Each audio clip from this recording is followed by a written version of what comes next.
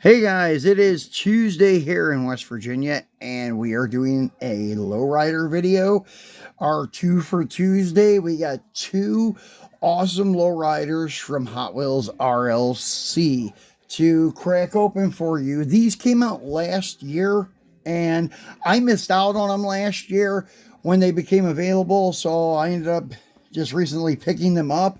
One is this guy here, we'll do first. The red 1964 Chevrolet Impala. And this is actually a good looking car.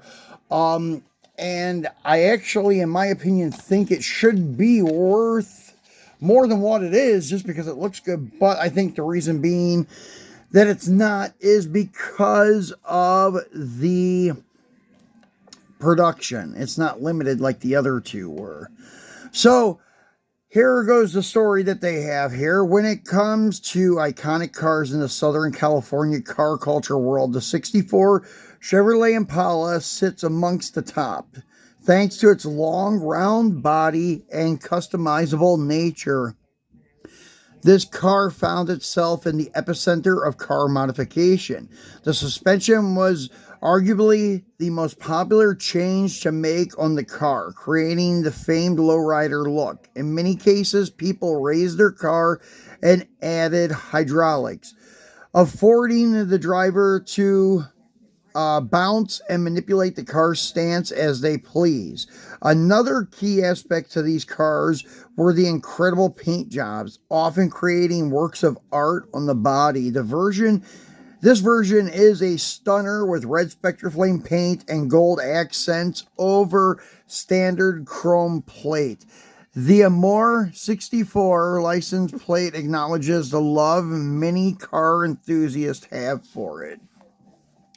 So, anyways, let's take a look at the other sides of the box. You have the Impala SS. I forgot to do that, guys. Sorry. Then you have Hot Wheels on this side with the Impala SS Impala and it's 1964 Chevy Impala.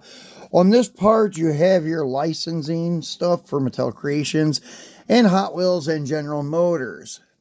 And then when you slide this out of the sleeve, you have this gorgeous red Impala. And all three releases they've made of this car are absolutely beautiful.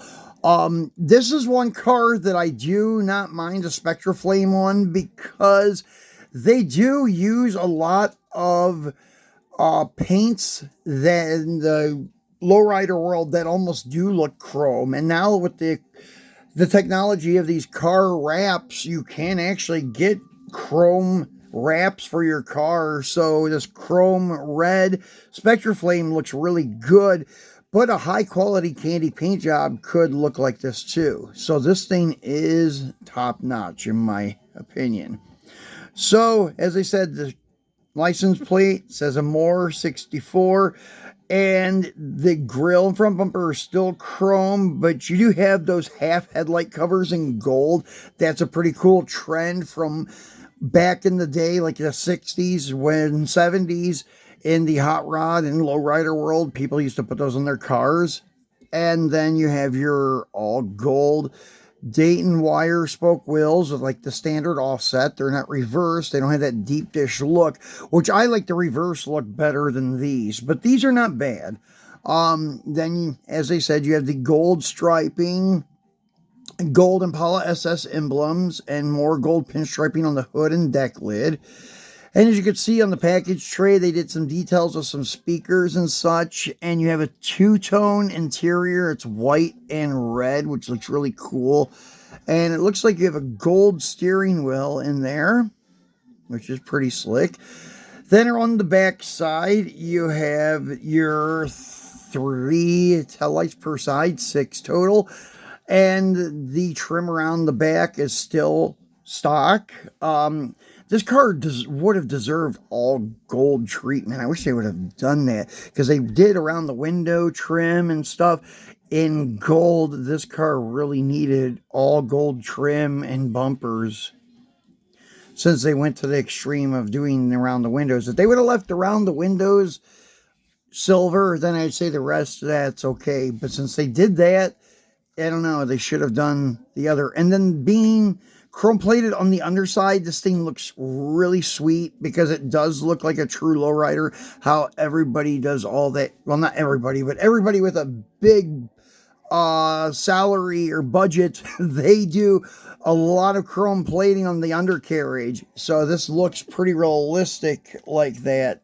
So there we go. We have this car. We'll set it up on 3 wheels. That's the one thing I do like about the Hot Wheels suspension, is that doing a 3-wheel motion stance is very easy compared to the Revels. The Revels are a little more complicated, and not all of them can you get to sit on 3 wheels. So, yeah, that's the one advantage about the Hot Wheels. But the Hot Wheels does look big and bulky underneath. It doesn't look realistic. The Revell one don't look realistic either, but it's a little bit slimline. But with a slimline, it makes it a little bit more fragile and frail, where it ends up breaking easier. So the next one we have, these were only like a week or 2 weeks apart when they released them last year. And first, I think, was the Impala, then came the Monty like a week or 2 later. And here's your box. It has the teal and white colored Hot Wheels logo, Monte Carlo, 1975 Chevrolet Monte Carlo, end cap with Hot Wheels. And this product is intended for adult collectors and not as intended for children under 14 years of age. And then once again, Monte Carlo, Mattel Creations, and all of your licensing stuff for General Motors and Hot Wheels. So let's go ahead and get this guy out. I'm trying to remember which end I cut the sill. Okay, so pretty much same thing as the Impala. It's got the Monte Carlo logo with the bow tie, and then the pinstriping on the box to resemble the pinstriping on the car. Then this is a really cool shot here with the palm trees, like for California, and the Hot Wheels logo with 1975 Chevrolet Monte Carlo. On this end, you have Hot Wheels, Metal and Metal, Real Riders, and Redline Club, and then the write-up. The 1975 Chevy Monte Carlo was a fan favorite for car customization and captivating paint jobs. This Hot Wheels version comes complete with an articulated suspension for display customization, as well as Till Spectraflame paint with custom patterns. So let's get him out and take a look at him. So here he is, and let me flip this thing upside down and try not to drop the car. All right, so here we have it. It's got the chrome standard offset Dayton wire spokes, or at least true knockoff wire spokes. I don't know if they're Dayton's or not. And then the pinstriping on this car. I like this better than the first release, actually. But I probably will still end up getting the first release again whenever I can find one for a reasonable deal. But honestly, I think this paint job looks a little better. At least the colors, it looks a little nicer. And then in the front, you have the round headlights. And then I'm not sure what that's supposed to say. Jiffy or Heffy, something like that. But anyways, I know it's probably something in Spanish, and I'm probably pronouncing it wrong. And then this one also has the package tray with the speakers in it. This one looks really cool. It's got more subwoofers than the 64 did. Yeah, 64 is like more mids and highs, and then you have your subs in the rear package tray of this Monte Carlo, which is really cool. Because they have to do that because there's no room in the trunk usually for a system because of the hydraulic pumps and the batteries. You can fit some small stuff back there, but nothing that big. So that's a good way of utilizing your space, is put them in the package tray. And then the back of the car, nice detail on the tail lights, and you have your Monte Carlo emblem on the deck lid there. Once again, all chrome undercarriage. So looking in the inner fenders and stuff, this thing looks really sweet. And chrome front. And this was the second year for the new body style of the Monte Carlo. This body style first appeared, I'm sorry, the third year, because it first appeared in 73. And then, so this is your second gen Monte Carlo.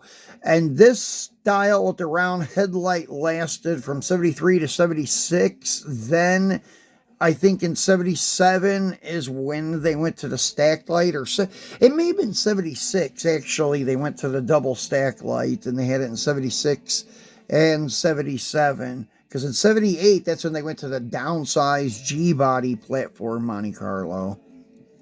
So, anyways, very cool car. Two-tone interior with this one too, white and blue, and we'll just go ahead and do another three-wheel stance on this guy too.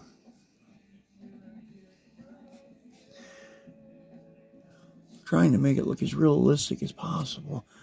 There, that's one thing, the Hot Wheels, you can go overkill with your poses where it's not realistic whatsoever. And then sometimes it makes it really look unrealistic because of the bulkiness of the suspension hanging down.